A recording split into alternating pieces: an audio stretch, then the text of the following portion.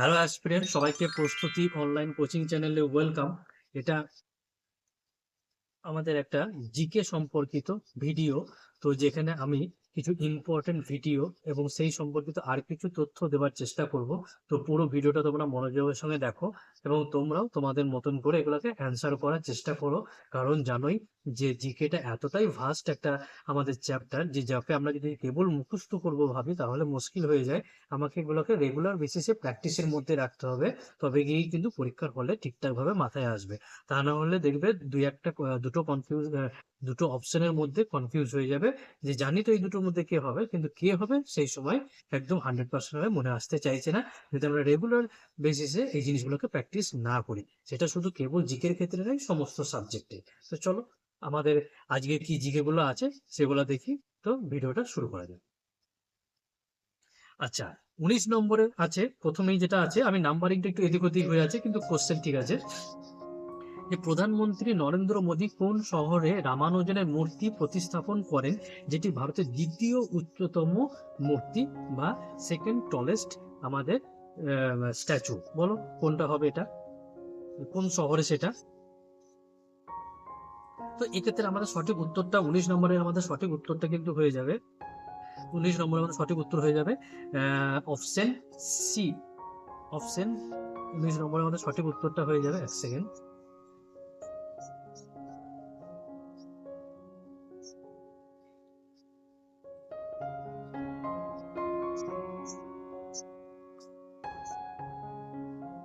19 নম্বরটা আমাদের সঠিক উত্তর হয়ে যাবে অপশন সি, অর্থাৎ হায়দ্রাবাদ। হায়দ্রাবাদে, তেলেঙ্গানার হায়দ্রাবাদে। আর এই রামানুজন কে ছিলেন? ডক্টর শ্রীনিবাস রামানুজন একজন গণিতবিদ ছিলেন। আর তার জন্মবার্ষিকী স্মরণে 22শে ডিসেম্বর 22শে ডিসেম্বর কি পালিত হয়? জাতীয় গণিত দিবস পালিত হয় ডক্টর শ্রীনিবাস রামানুজনের জন্মবার্ষিকী উপলক্ষে। এবং তার মূর্তিটি প্রধানমন্ত্রী কোথায় উন্মোচন করলেন? তেলেঙ্গানার হায়দ্রাবাদ শহরে। ঠিক আছে, চলো পরবর্তীটা দেখা যাক। রিজার্ভ ব্যাংকের জাতীয়করণ হয় কত সালে? রিজার্ভ ব্যাংক, আরবিআই যেটা আমরা বলি, তো তার জাতীয়করণ হয় কত সালে? ভারতের শীর্ষ ব্যাংক এটা। তো এক্ষেত্রে আমাদের সঠিক উত্তরটা কিন্তু হয়ে যাবে অপশন সি, অর্থাৎ 1949 সালে। 1949 সালে ফার্স্ট ফার্স্ট জানুয়ারি 1949 সালে ফার্স্ট জানুয়ারি জাতীয়করণ বা ন্যাশনালাইজড করা হয়। আর যদি বলি আরবিআই তবে কবে প্রতিষ্ঠা হয়েছিল, এস্টাবলিশড হয়েছিল কবে, সেক্ষেত্রে উত্তরটা হয়ে যাবে 1 এপ্রিল, যেদিন আমাদের আর্থিক বছর শুরু হয়, 1 এপ্রিল 1935-এ। 1935 সালে 1 এপ্রিল। আর এর হেডকোয়ার্টার যদি বলি কোথায়, যদি বলি আরবিআই এর হেডকোয়ার্টারটা কোথায়, তাহলে মুম্বাইয়ে। আর আরবিআই এর প্রথম গভর্নর কে ছিলেন? Osborne Smith. আর যদি বলি প্রথম ভারতীয় গভর্নর কে ছিলেন, তাহলে সিডি দেশমুখ। আর বর্তমানে আরবিআই এর গভর্নর কে রয়েছেন? শক্তিকান্ত দাস। এবং তিনি কততম রয়েছেন? 25তম গভর্নর রয়েছেন। ঠিক আছে, চলো পরবর্তীটা দেখবো। ইন্দোনেশিয়ার রাজধানী জাকার্তা থেকে সরিয়ে কোথায় নিয়ে যাওয়া হলো? ইন্দোনেশিয়ার রাজধানী ছিল জাকার্তা, সেটা সরিয়ে কোথায় নিয়ে যাওয়া হলো বলো? তো এক্ষেত্রে সঠিক উত্তর হয়ে যাবে অপশন সি, নুসান তারাতে নিয়ে যাওয়া হলো। খুবই ইম্পর্টেন্ট এটা, মানে ভিভিআই বলা যায় একটা প্রশ্ন। তো এটা খুব ভালো করে মাথায় রাখবে, কারেন্ট অ্যাফেয়ার্স সেটা। তো কোথায় নিয়ে যাওয়া হলো? নুসান তারাতে নিয়ে যাওয়া হলো। আচ্ছা, আর এই ইন্দোনেশিয়াতে জাকার্তায় কিসের হেডকোয়ার্টার রয়েছে? এশিয়ানের হেডকোয়ার্টার রয়েছে। এশিয়ানের হেডকোয়ার্টার রয়েছে ইন্দোনেশিয়ার জাকার্তাতে। ঠিক আছে, আর এটা ইন্দোনেশিয়ার জাকার্তা কি কিসের জন্য বিখ্যাত? পাম তেলের জন্য বিখ্যাত। আর ইন্দোনেশিয়ার যদি আমি বলি মুদ্রার নাম কি, তাহলে কি হয়ে যাবে? ইন্দোনেশিয়ার মুদ্রার নাম হয়ে যাবে রুপিয়া। ইন্দোনেশিয়ার মুদ্রার নাম রুপিয়া। তো ঠিক আছে, এগুলো মনে রাখবে। আর তাদের এটা জাকার্তা থেকে সরিয়ে নোসান্তরা করা হলো। কেন্দ্রীয় জনপাল কর্তৃক কমিশন বা ইউপিএসসি ক্ষমতা ও কার্যাবলী ভারতের সংবিধানে কত নম্বর ধারায় রয়েছে? ইউপিএসসি সম্পর্কিত ধারাটা কত, সেটাই জিজ্ঞেস করেছে, বলো।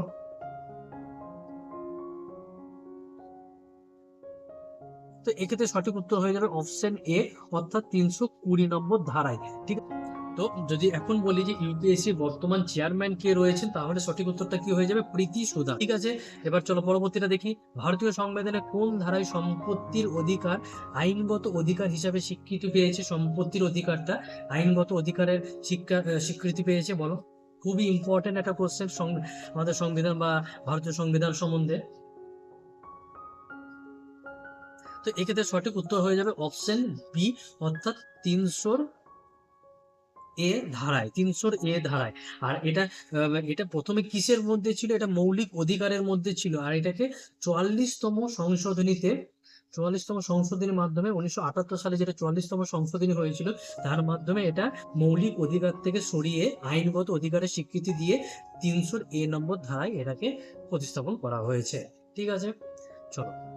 গ্যাসের ঘনত্ব সর্বোচ্চ হয় যখন বলো কি হবে? তো এক্ষেত্রে সঠিক উত্তরটা হয়ে যাবে অপশন বি, নিম্ন তাপমাত্রা ও উচ্চ চাপে। গ্যাসের ঘনত্ব কখন সর্বোচ্চ হবে? যখন তাপমাত্রাটা নিম্ন হবে, কম হবে, কিন্তু চাপ উচ্চ হবে, চাপটা বেশি হবে।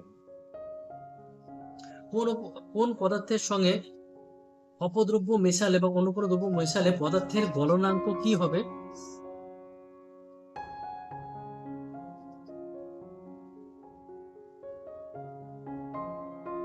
তো এক্ষেত্রে হয়ে যাবে অপশন এ, বেড়ে যাবে। কোন পদার্থের সঙ্গে অপদ্রব্য মেশালে পদার্থের গলনাঙ্কটা বেড়ে যাবে। ঠিক আছে, চলো পরবর্তী কোশ্চেন। কোন ক্ষণস্থায়ী শব্দের প্রতিধ্বনি শোনার জন্য উৎস থেকে প্রতিফলকের মধ্যে ন্যূনতম দূরত্ব কত হবে? যেখান থেকে শব্দটা উৎস, সেখান থেকে শোনার জন্য যে দূরত্বটা সেটা কত হবে সেটা বলেছে। ন্যূনতম দূরত্বটা কত হবে? তো এক্ষেত্রে সঠিক উত্তর হয়ে যাবে অপশন ডি, 16.6 মিটার। 16.16 মিটার। আর শব্দের প্রতিধ্বনির কারণ কি? শব্দের যদি বলি প্রতিধ্বনির কারণ, তাহলে সঠিক উত্তরটা হয়ে যাবে শব্দের প্রতিফলন। শব্দের প্রতিধ্বনির কারণ প্রতিফলন, আর শোনার জন্য ন্যূনতম দূরত্বটা হতে হবে 16.6 মিটার, অর্থাৎ আমাদের অপশন ডি। চলো পরবর্তীটা দেখবো। গ্রিন হাউসের প্রভাব কি? এটা তো খুবই সহজ কোশ্চেন করে দিয়েছে। গ্রিন হাউসের প্রভাব কি? মানে গ্রিন হাউসের ফলে কি হয় সেটা জিজ্ঞেস করেছে, তার প্রভাবে কি হয়। তো একদম ডি নম্বর হয়ে যাবে। পৃথিবীর উষ্ণতা বেড়ে যায়। অনেক সময় গ্রিন হাউসকে আমরা বলি বিশ্ব উষ্ণায়নও বলা হয় বাংলায়, যে বিশ্ব উষ্ণায়ন। আর গ্রিন হাউস কোন কোন গ্যাসের প্রভাবে হয়?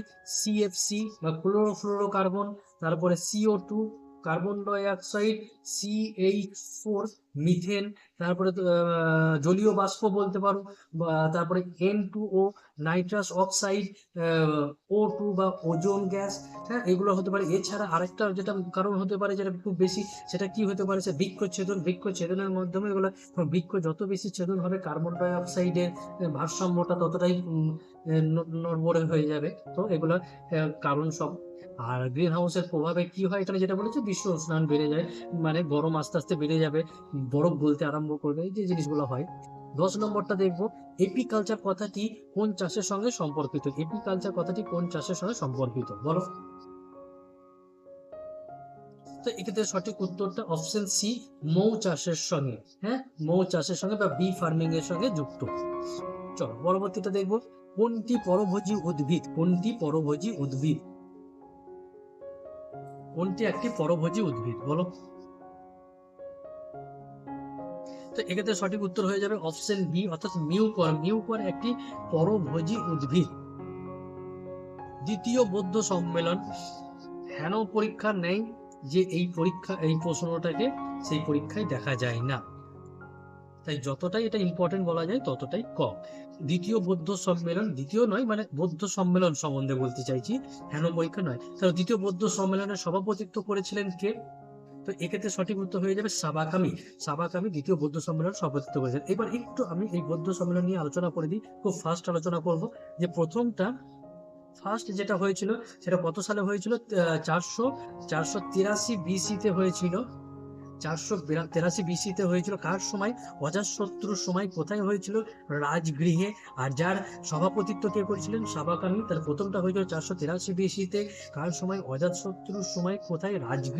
রাজগৃহেতে হয়েছিল। আর সভাপতিত্ব পেয়েছিলেন সাবাকামি। দ্বিতীয়টা, হয়েছিল কার সময়?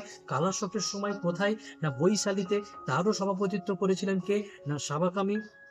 আচ্ছা, থার্ডটা কে করেছিলেন? থার্ড করেছিলেন অশোক, সম্রাট অশোকের সময় হয়েছিল। আর সেটা কোথায় করা হয়েছিল অশোকের সময়? পাটলিপুত্রে করা হয়েছিল থার্ডটা। আর ফোর্থ, আর ফোর্থটা কার সময় করা হয়েছিল? কনিষ্কের সম্রাট, সম্রাট কনিষ্কের সময় ফোর্থ বৌদ্ধ সম্মেলনটা হয়েছিল, এবং সেটা কোথায় হয়েছিল? কাশ্মীরে। ঠিক আছে, বেশ। বাংলার প্রথম গভর্নর কে ছিলেন? Very very important question. মানে এই সমস্ত প্রশ্নগুলো প্রায় পরীক্ষায় দেখা যায়, তাই নিয়মিতভাবে করতে হবে। বলো, বাংলার প্রথম গভর্নর কে ছিলেন? তো এক্ষেত্রে সঠিক উত্তরটা হয়ে যাবে অপশন এ, রবার্ট ক্লাইভ। রবার্ট ক্লাইভ ফরাসি যুদ্ধের নেতৃত্ব দিয়েছিলেন ইংরেজ সেনাদের হয়ে। তো রবার্ট ক্লাইভ বাংলার প্রথম গভর্নর ছিলেন, বা ভারতেরও প্রথম গভর্নর বললে বলতে পারো। মানে তখন তো প্রথম দিকে ভারতের হয়, তারপর এই বাংলা হয়, তারপর আস্তে আস্তে ভারতের ইয়ে হয়। তো বাংলার প্রথম গভর্নর কে ছিলেন? Robert Clive. আর যদি বলি বাংলার প্রথম গভর্নর জেনারেল কে ছিলেন, সেক্ষেত্রে কি হয়ে যাবে? Warren Hastings. ওয়ারেন হেস্টিংস হয়ে যাবে আমাদের একদম সঠিক উত্তর, যদি বাংলার প্রথম গভর্নর জেনারেল কে ছিলেন বলে। ঠিক আছে, বেশ, চলো পরবর্তীটা দেখব। কোন শিলালেখতে অশোক কলিঙ্গ যুদ্ধের ভয়াবহতা ও যুদ্ধ পরিত্যাগের কথা বিবৃত হয়েছিল? এই কলিঙ্গ যুদ্ধের কারণেই তিনি এই যুদ্ধ ত্যাগ করে দিয়েছিলেন, এই ধর্মকে তিনি গ্রহণ করেছিলেন, ধর্মের পথে চলতে আরম্ভ করেছিলেন এই যুদ্ধের মানে নৃশংসতাকে দেখে তিনি। কলিঙ্গ যুদ্ধ, তাহলে বলো তার এই উল্লেখটা কোন এতে রয়েছে, শিলালেখে রয়েছে? তো অপশন বি হয়ে যাবে একদম ঠিক, ত্রয়োদশ শিলালেখে বা 13 রক এডিক্টে ত্রয়োদশ শিলালেখে উল্লেখ রয়েছে। আর কলিঙ্গ যুদ্ধটা যদি বলে কত সালে হয়েছিল, তাহলে কত হয়ে যাবে? 261 বিসি বা বিফোর খ্রিস্ট বা খ্রিস্টপূর্বাব্দে কলিঙ্গ যুদ্ধ হয়েছিল 261 খ্রিস্টপূর্বাব্দে। আর যদি বলি যে সম্রাট অশোককে সম্বন্ধে বলতে চাই, তাহলে তিনি কি হয়ে যাবে? না মৌর্য বংশের, তিনি মৌর্য বংশের শ্রেষ্ঠ, তিনি মৌর্য বংশের শ্রেষ্ঠ শাসক ছিলেন। সম্রাট অশোক কে ছিলেন? না মৌর্য বংশের শ্রেষ্ঠ শাসক। আচ্ছা, পরবর্তীটা, কৌটিল্যের অর্থশাস্ত্র কিসের সঙ্গে সম্পর্কিত? ভালো ইন্টারেস্টিং একটা প্রশ্ন। কৌটিল্যের অর্থশাস্ত্র কিসের সঙ্গে সম্পর্কিত? তো এক্ষেত্রে সঠিক উত্তর হয়ে যাবে অপশন সি, রাজনৈতিক শাসন সংক্রান্ত। কিসের সঙ্গে? রাজনৈতিক, অর্থনৈতিক নয়, রাজনৈতিকের সঙ্গে। চন্দ্রগুপ্ত মৌর্য কাকে হত্যা করে মগধের সিংহাসন লাভ করেছিলেন? চন্দ্রগুপ্ত মৌর্য কাকে হত্যা করে মগধের সিংহাসন লাভ করেছিলেন? তিনি মৌর্য বংশের প্রতিষ্ঠাতা বলা যায় চন্দ্রগুপ্ত মৌর্যকে। তো কাকে হত্যা করে তিনি সিংহাসনে বসেছিলেন? তো এক্ষেত্রে সঠিক উত্তর হয়ে যাবে অপশন সি, তিনি ধননন্দকে পরাজিত করে সিংহাসনে বসেছিলেন, এবং চন্দ্রগুপ্তকেই মৌর্য বংশের প্রতিষ্ঠাতা বলা হয়। তাহলে কাকে? ধননন্দকে, মানে অপশন সি তে যেটা রয়েছে। থর মরুভূমি, থর মরুভূমির মধ্যে দিয়ে প্রবাহিত হয়েছে কোন নদীটি? এর মধ্যে থর মরুভূমি, রাজস্থানের থর মরুভূমির মধ্যে দিয়ে, রাজস্থান বা পাকিস্তানের যেটুকু অংশের মধ্যে রয়েছে, তো তার মধ্যে দিয়ে প্রবাহিত হয়েছে কোন নদীটি? বলো। তো অপশন বি হয়ে যাবে একদম সঠিক, লুনি নদী। লুনি নদী প্রবাহিত হয়েছে। আর লুনি নদীকে ভারতের একটি অন্তর্বাহী নদী বলা হয়। হ্যাঁ, লুনি নদীকে অন্তর্বাহী নদী বলা হয়। ঠিক আছে।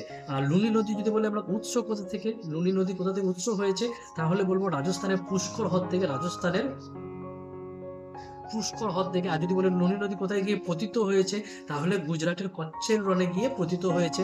ঠিক আছে। আর এই থর মরুভূমিতে যে ঝড়টা দেখা যায়, তাকে কি ঝড় বলা হয়? আঁধি ঝড় বলা হয়।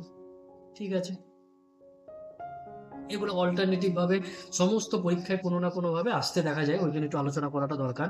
ভারতের কোন ধরনের মৃত্তিকা বেশি দেখা যায়? ভারতের কোন ধরনের মৃত্তিকা, ভারতে কোন ধরনের মৃত্তিকা বেশি দেখা যায়? তো সঠিক উত্তর অপশন বি, পলি মৃত্তিকা, পলি মৃত্তিকা। আর যদি বলি পাললিক শিলার সম্বন্ধে যদি কথা বলি, তাহলে পাললিক শিলাতে কি দেখা যায়? জীবাশ্ম দেখা যায়, খনিজ তেল সেখান থেকে উৎপন্ন হয়। পাললিক শিলার একটি রূপ হচ্ছে কে? কয়লা। যদি পাললিক শিলার কথা বলি, আর এখানে বলেছে মৃত্তিকা, তাহলে ভারতে কোন ধরনের মৃত্তিকা সব থেকে বেশি দেখা যায়? পলি মৃত্তিকা। ঠিক আছে, চলো পরবর্তী কোশ্চেনটা কি আছে দেখা যাক। পরবর্তী কোশ্চেনে, যে বৃষ্টির জলের ফোঁটা গোলাকার, তার কারণ কি? বৃষ্টির যে জলের ফোঁটাটা পড়ে সেটা গোল হয়ে পড়ে, সেটার কারণ কি? বৃষ্টির যে ফোঁটাগুলো পড়ে সেটা গোল হয়ে পড়ে। অপশন এর কারণে, পৃষ্ঠটান, পৃষ্ঠটানের কারণে গোলাকৃতি হয়ে পড়ে। ঠিক আছে, মানে অপশন এটা কি হয়ে গেল? Option A. ঠিক আছে। কিসের জন্য গান্ধীজি কিসের জন্য গান্ধীজি অসহযোগ আন্দোলন মানে অসহযোগ আন্দোলন বন্ধ করেছিলেন, নন কোঅপারেশন মুভমেন্টটা বন্ধ করেছিলেন, অসহযোগ আন্দোলনটা বন্ধ করেছিলেন, বলো কিসের কারণে? তো এক্ষেত্রে আমাদের সঠিক উত্তরটা কিন্তু হয়ে যাবে অপশন বি, চৌরি চৌরার ঘটনার কারণে। সেটা কবে ঘটেছিল চৌরি চৌরার হত্যাকাণ্ড ঘটনাটা? 1922 সালে তিনি অসহযোগ আন্দোলন বন্ধ করে দিয়েছিলেন।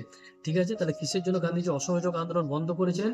1922 সালে ঘটা চৌরি চৌরার ঘটনার কারণে। ভারতের কটি রাজ্যের সমুদ্র উপকূল রয়েছে? ভারতের কটি রাজ্যের সমুদ্র উপকূল রয়েছে? ভেরি গুড, ভালো প্রশ্ন, বলো কটি রাজ্যে রয়েছে? তো এক্ষেত্রে সঠিক উত্তর হয়ে যাবে অপশন বি, অর্থাৎ 9টি রাজ্যে ভারতের সমুদ্র উপকূল রয়েছে। ভারতের যদি ম্যাপটা দেখো তাহলে দেখতে পাবে 9টি রাজ্যে। সেই রাজ্যগুলি যদি বলি কি হয়ে যাবে, গুজরাট, গোয়া, মহারাষ্ট্র, তারপরে হয়ে যাবে তোমার কর্ণাটক, কেরালা, তামিলনাড়ু, অন্ধ্রপ্রদেশ, আমাদের উড়িষ্যা এবং আমাদের পশ্চিমবঙ্গ। ঠিক আছে, তো এই 9টি রাজ্যের সঙ্গে টাচ রয়েছে। সংখ্যা তত্ত্বের জনককে, মানে নাম্বার থিওরির জনককে? তো এক্ষেত্রে সঠিক উত্তর হয়ে যাবে অপশন এ, পিথাগোরাস। পিথাগোরাস সংখ্যা তত্ত্বের বা নাম্বার থিওরির জনক। চলো পরবর্তী দেখো, কত খ্রিস্টাব্দে হর্ষাব্দের সূচনা হয়? কত খ্রিস্টাব্দে হর্ষাব্দ, খ্রিস্টাব্দ, হর্ষাব্দ এগুলো সব আলাদা আলাদা, তো হর্ষাব্দের সূচনা হয়, বলো। তো এক্ষেত্রে সঠিক উত্তরটা হয়ে যাবে অপশন বি, 606 খ্রিস্টাব্দে। কার দ্বারা? না, হর্ষবর্ধন দ্বারা।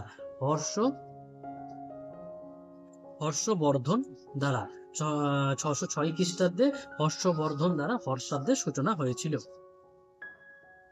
লিমোটাইট কোন ধাতুর আকরিক? বলো, লিমোটাইট কোন ধাতুর আকরিক? তো অপশন এ হয়ে যাবে আমাদের একদম সঠিক, অর্থাৎ লোহা বা Fe। লোহার রাসায়নিক সংকেত হচ্ছে Fe। অনেক সময় পরীক্ষা যদি এরকম দেয় যে লিমোটাইট কোন ধাতুর আকরিক, যদি Fe থেকে যায় তাহলে Fe তেই আমাদের উত্তর নিতে হবে, এমন নয় যে সবসময় লোহাই থাকবে। ঠিক আছে, তো লোহা বা Fe, ওই জন্য রাসায়নিক সংকেত মনে রাখাটা খুব ইম্পর্টেন্ট। আচ্ছা, ইউনিফর্ম সিভিল কোড এর বিষয়টি ভারতীয় সংবিধানের কত নম্বর ধারায় রয়েছে? ইউনিফর্ম সিভিল কোডের বিষয়টি ভারতীয় সংবিধানের কত নম্বর ধারায় রয়েছে? তাহলে এক্ষেত্রে আমাদের সঠিক উত্তর হয়ে যাবে অপশন বি, 44তম ধারায় রয়েছে। কোনটি দেহের বৃহত্তম অন্তঃক্ষরা গ্রন্থি? বলো, আমাদের দেহের বা মানবদের সব থেকে অন্তঃক্ষরা গ্রন্থি, বৃহত্তম অন্তঃক্ষরা গ্রন্থি কোনটি, বলো। তাহলে অপশন এ হয়ে যাবে একদম কারেক্ট, থাইরয়েড। আর এখান থেকে থাইরক্সিন হরমোন নিঃসৃত হয়, থাইরয়েড গ্রন্থি থেকে থাইরক্সিন হরমোন নিঃসৃত হয়, এবং এটা মানব দেহের বৃহত্তম অন্তঃক্ষরা গ্রন্থি। নিচের কোন হ্রদটি নোনা জলের হ্রদ? নিচের কোন হ্রদটি নোনা জলের হ্রদ, বলো।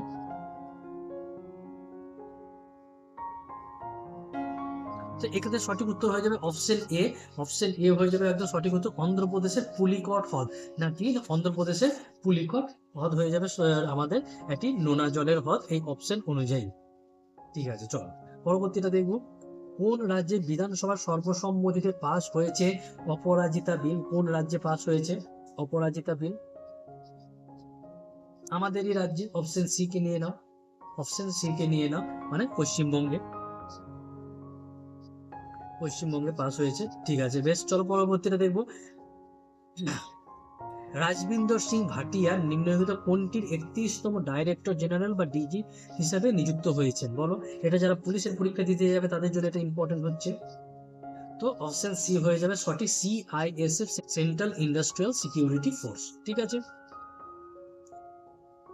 পরবর্তীটা দেখব। নিম্নের কোন অঞ্চলটি বছরে দুবার বৃষ্টিপাত যুক্ত অঞ্চল? কোথায় বছরে দুবার বৃষ্টিপাত হয়? মানে এটা গ্রীষ্মকালে, একটা শীতকালে।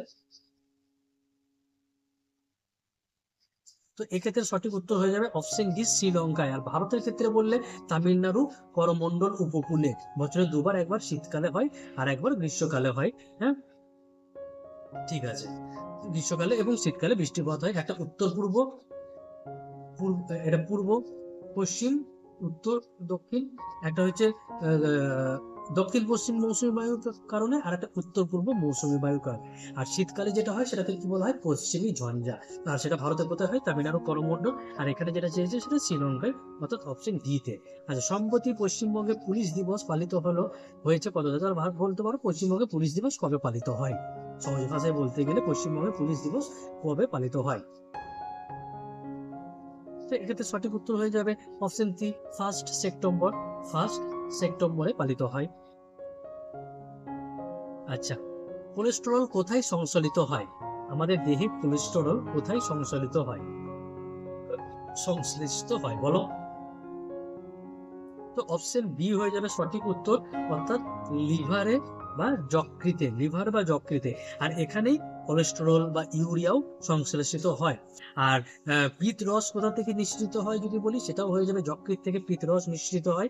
আর পিত্ত রস, যকৃৎ থেকে পিত্ত রস বা বাইল জুস নিঃসৃত হয়। এটাও অনেক সময় পরীক্ষায় দেওয়া হয় যে কোথা থেকে পিত্ত রস নিঃসৃত হয়, সেক্ষেত্রেও যকৃতে। আর কোলেস্টেরল বা ইউরিয়া কোথায় সংশ্লেষিত হয়? যকৃতে বা লিভারে, মানবদেহে। একমাত্র ভারতীয় প্রধানমন্ত্রীর নাম বলুন যিনি তার শাসনকালে কখনো সংসদে মুখোমুখি হয়নি। মানে কোন প্রধানমন্ত্রী একদিনও কর্মরত অবস্থায় সংসদের মুখোমুখি বা সংসদে উপস্থিত হননি? বল। 25 নম্বর কোশ্চেনটা ভালো কোশ্চেন, পরীক্ষায় আসে এই ধরনের কোশ্চেন। তো অপশন বি হয়ে যাবে একদম সঠিক, চৌধুরী চরণ সিং একদিনও সংসদে উপস্থিত থাকেননি। আর তেইশে তেইশে তেইশে ডিসেম্বর 23শে ডিসেম্বর তার জন্মবার্ষিকী উপলক্ষে কি পালিত হয়? জাতীয় কৃষক দিবস। চৌধুরী চরণ সিং এর জন্মবার্ষিকী উপলক্ষে 23শে ডিসেম্বর কি পালিত হয়? জাতীয় কৃষক দিবস। আর তিনি একদিনও সংসদে উপস্থিত থাকেননি প্রধানমন্ত্রী থাকাকালীন। সতীশ ধাওয়ান স্পেস সেন্টার নিচে কোন স্থানে অবস্থিত? ভারতের সতীশ ধাওয়ান স্পেস সেন্টার, বা বলতে পারো সতীশ ধাওয়ান মহাকাশ গবেষণা কেন্দ্র ভারতের কোথায় অবস্থিত? খুব ভালো কোশ্চেন। তো সঠিক উত্তর হয়ে যাবে অপশন সি। অপশন সি হয়ে যাবে সঠিক উত্তর, অন্ধ্রপ্রদেশের শ্রী হরিকোটায়। আর এটি কোথায়? এটি পুলিকট হ্রদের তীরে অবস্থিত। সতীশ ধাওয়ান মহাকাশ গবেষণা কেন্দ্রটি পুলিকট হ্রদের তীরে অবস্থিত। এটা অনেক সময় জিজ্ঞেস করে কোন হ্রদের তীরে অবস্থিত, পুলিকট হ্রদের তীরে। ঠিক আছে। ভারতের সুপ্রিম কোর্ট কবে প্রতিষ্ঠিত হয়? খুব ইম্পর্টেন্ট কোশ্চেন।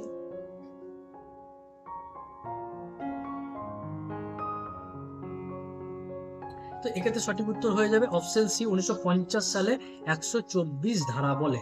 সংবিধানের 124 ধারা বলে কবে? না 1950 সালে, অর্থাৎ অপশন সি।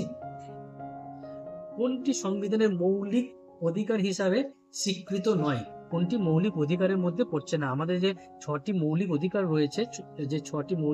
রয়েছে, তার মধ্যে কোনটি পড়ছে না সেটা বলেছে।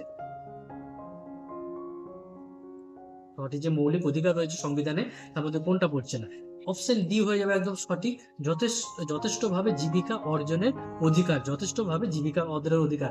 আর মৌলিক অধিকার, এই 6টি মৌলিক অধিকার কত নম্বর ধারায় রয়েছে যদি বলি, তাহলে হয়ে যাবে 12 থেকে 35 নং ধারায় আমাদের মৌলিক অধিকারগুলি রয়েছে। চলো পরবর্তীটা দেখো, সর্দার সরোবর প্রকল্প কোথায় অবস্থিত? Very important question. Sardar Sarovar প্রকল্প কোথায় অবস্থিত? তাহলে অপশন সি হয়ে যাবে নর্মদা নদীতে। গুজরাটের সর্দার সরোবর প্রকল্প বা সর্দার সরোবর বাঁধ কোথায় অবস্থিত? নর্মদা নদীতে। আর নর্মদা বাঁচাও আন্দোলনের সঙ্গে কার নাম জড়িত? মেধা পাটেকর। ভারত ছাড়ো আন্দোলনের সময় কে ভারতের ভাইসরয় হিসেবে নিযুক্ত ছিলেন? ভারত ছাড়ো আন্দোলন মানে 1942 এ 8ই আগস্ট হয়েছিল। 8ই আগস্ট হয়েছিল। আর তার সঙ্গে কে ভাইসরয় ছিলেন বলো? ভারত ছাড়ো আন্দোলনের সময় কে ভাইসরয় ছিলেন? তো এক্ষেত্রে সঠিক উত্তর হয়ে যাবে option A, Lord Linlithgow. Lord Linlithgow Bharat ছাড়ো আন্দোলনের সময় ভারতের ভাইসরয় ছিলেন। আর সেটা হয়েছিল কবে? 1942 সালে 8ই আগস্ট। কি পরিমাপের জন্য পারসেক একক ব্যবহার করা হয়?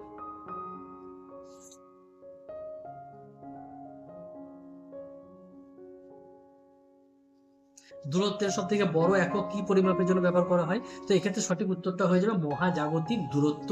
মহাজাগতিক দূরত্ব পরিমাপের জন্য পারসেক একক ব্যবহার হয়, অর্থাৎ অপশন ডি হয়ে গেল আমাদের কারেক্ট অ্যান্সার। রবীন্দ্রনাথ ঠাকুর নাইট উপাধি কেন ত্যাগ করেছিলেন? এটা একদম কমন কোশ্চেন বলা যায় একটা।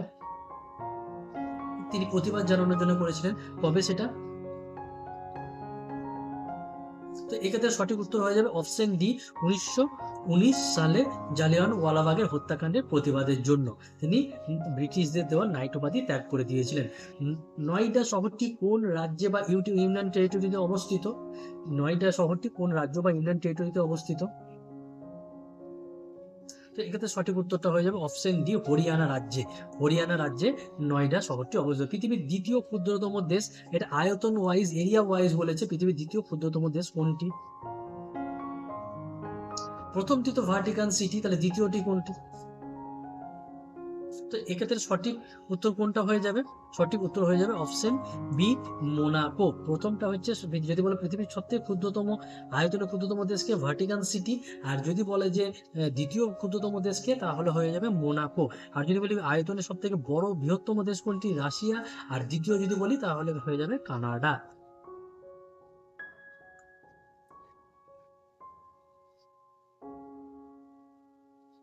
রিহান্দ নদী পরিকল্পনা কোন রাজ্যে অবস্থিত?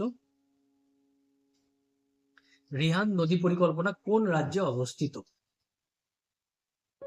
তো এক্ষেত্রে সঠিক উত্তর অপশন বি, উত্তরপ্রদেশের রিহান্দ নদী পরিকল্পনা অবস্থিত। অ্যামিবার রেচন অঙ্গের নাম কি? বলো, অ্যামিবা এর রেচন অঙ্গের নাম? তো এক্ষেত্রে সঠিক উত্তরটা কিন্তু হয়ে যাবে 49-এর অপশন ডি, অর্থাৎ সংকোচী গহ্বর। সংকোচী গহ্বর অ্যামিবার রেচন অঙ্গের নাম। আজকের আমাদের লাস্ট কোশ্চেন, 2024 প্যারিস প্যারা অলিম্পিকে, গ্রীষ্মকালীন অলিম্পিক এবং প্যারা অলিম্পিক উভয়েরই ভেন্যু ছিল প্যারিসে, ফ্রান্সের প্যারিসে। তো কোন খেলোয়াড় স্বর্ণ পদক জিতেছেন? কোন খেলায় স্বর্ণ পদক জিতেছেন নবদীপ সিং? আচ্ছা, 2024 প্যারিস প্যারা অলিম্পিকে কোন খেলায় স্বর্ণ পদক জিতেছেন নবদীপ সিং, বা নবদীপ সিং কোন খেলার সঙ্গে যুক্ত বলতে পারো, বলো। এটা হয়ে যাবে অপশন এ হয়ে যাবে সঠিক উত্তর, জ্যাভলিন থ্রোতে। আর প্যারা অলিম্পিকে ভারত কতগুলি স্বর্ণ পদক পেয়েছে? 7টি। আর যদি বলা হয় টোটাল কতগুলি পদক পেয়েছে, মেডেল পেয়েছে 29টি। আর গ্রীষ্মকালীন অলিম্পিকে একটিও স্বর্ণ পদক পায়নি। আর টোটাল পদক কতগুলো পেয়েছে? 6টি। তাহলে বলতে পারো যে এবছর আমাদের প্যারা অলিম্পিয়ানরা ভারতের নাম একদম উজ্জ্বল করে দিয়েছে, 7টি স্বর্ণ পদক এবং টোটাল 29টি পদক জিতে। ঠিক আছে, তো সুতরাং তাদেরকে যদি আরো উৎসাহিত করা হয় এবং ফেসিলিটিসগুলোকে দেওয়া হয় খেলায়, তাহলে আশা করা যায় পরবর্তী অলিম্পিকে তারা আরো বেশি বেশি করে আমাদের দেশের জন্য স্বর্ণ পদক বা পদক নিয়ে আসবে। ঠিক আছে, তো আজকের ভিডিওটা এই পর্যন্তই। সবাই ভালো থাকবে এবং মন দিয়ে পড়াশোনা করবে। তো আজকের ভিডিওটা এই পর্যন্তই রাখলাম।